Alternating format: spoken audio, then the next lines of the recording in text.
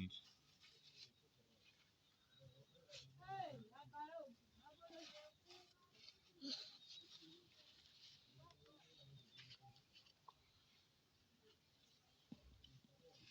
So as it is, putting it.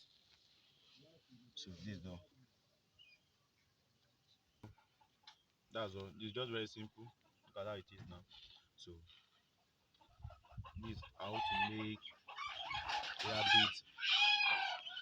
rabbit feed feeder rather. This is how to make rabbit feeder.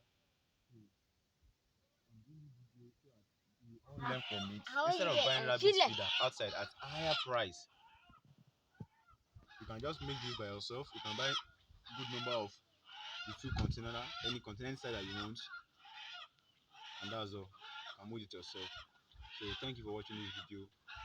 I'll update you next time on another tip again and trick to just rear a rabbit and raise a rabbit at a cheaper rate. Thank you for watching. Don't forget to subscribe and share my link to your friends and your colleagues. Good to see you, and I'm very blessed and happy that you're watching this video. Thank you. See you next time.